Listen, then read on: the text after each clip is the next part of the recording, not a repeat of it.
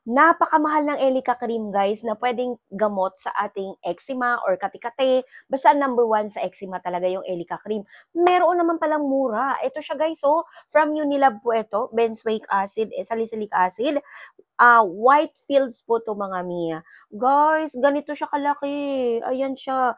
Doon ko lang nalaman dahil sa mga nagko-comment doon sa video ko sa TikTok na, Mi, pwede pong igamot yan sa an-an, sa hadhad, or kung ano-anong kati-kati. Like, eczema, pwede pong igamot yan siya. Guys, ngayon ko lang nalaman na pwede din pala tong yun, white fields from Unilab. At ang dami-dami palang gumagamit nito. So ngayon alam na natin at alam ko na din dahil minsan yung allergy sa balat natin like eczema, paulit-ulit lang po talaga yan kapag nasobrahan ka ng kain or nasobrahan ka ng pagkain doon sa bawal sa'yo. Kasi ako, kapag nasobrahan ako ng kain ng mga malalansang pagkain like bagoong, tuyo, ah, basta yung mga isda, may mga isda na bawal talaga sa balat ko. Pag nasobrahan ako ng kain nun, guys, nangangati talaga. Kaya naman, Holy Grail, guys, meron palang ganito, mura lang siya.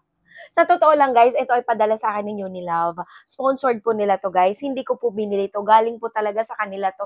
Grabe no? Hindi ko naman akalain na pwedeng-pwede pala tong white fields na ito. Ito yung laman niya guys. Papakita ko sa inyo.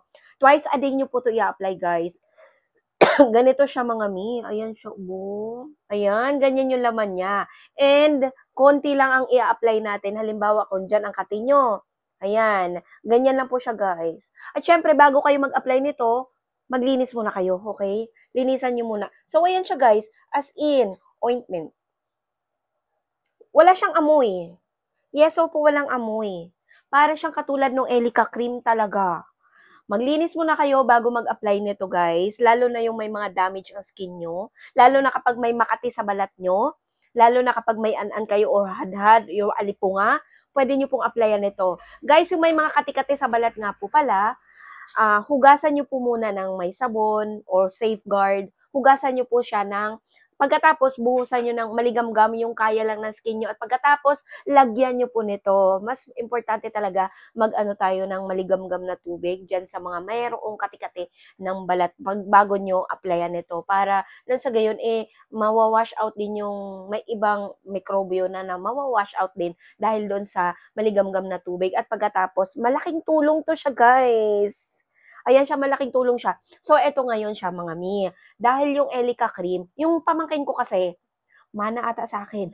Mana-mana ata yung mga may allergy sa balat or eczema. Kasi nagkaroon talaga ako ng eczema guys. Pero yung eczema ko na yun, nahawa po ako.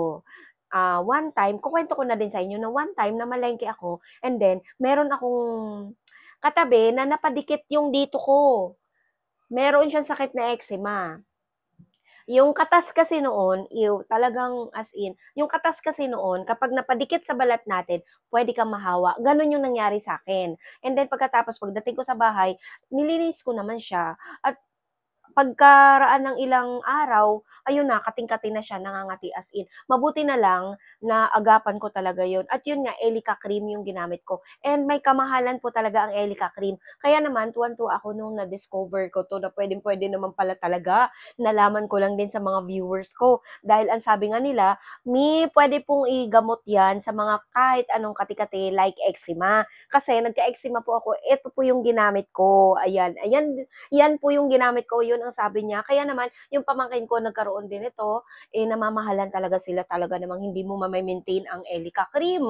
Yes, mga mi, hindi mo ma-maintain talaga ang Elica cream kasi nga may kamahalan talaga. Kaya eto naman yung iaano ko talaga sa kanila guys. Dahil yung pamangkin ko, allergy naman siya sa mga putik-putik o alikabok. Ganoon po talaga kapag may mga allergy sa balat. Sa maputik, sa marumi, sa alikabok, doon siya allergy. Nangangati yung balat niya as in nagkakaroon talaga ng mga pilat-pilat. So, ayan siya guys, yun ang kagandahan dito kapag nagamot mo siya ng maaga at nagapan mo, hindi po magkakaroon ng pilat talaga yung skin mo. Kasi, mas magandang gamitin yung ointment po siya guys. Yes, opo. Para na sa gayon, mag-smoothen yung skin mo at pagkatapos pag lumambot talaga yung skin mo, matatanggal po yung itim-itim dyan. As in, mawawash out yung itim-itim dyan. Kaya naman, kapag ito ginamit nyo, matatanggal yung pilat dyan sa mga katikating nyo sa balat ninyo. Guys, effective din to sa an-an. Di ba maraming may an-an na yung basta yung nag-ispat-ispat na puti, kulay puti. Although hindi ako nagkaroon ng gano'n, eczema lang ang nagkaroon ako, malala. Kasi guys, sa lahat mga kati-kati talaga, pangalawa yung eczema sa malala. Sa mga allergies, pangalawa yung eczema. Ang pinakamalala, yung psoriasis. Pero guys, eto, pwede din siyang igamot sa psoriasis. Pero pag malala na yung psoriasis nyo, magpatingin na sa doktor. Yes, opo. Pag malala na yung mga kati-kati nyo sa skin nyo, magpatingin na po kayo sa doktor. Huwag po kayong umasa dahil baka huwag kayong umasa sa mga gani-ganito lang kapag malala na.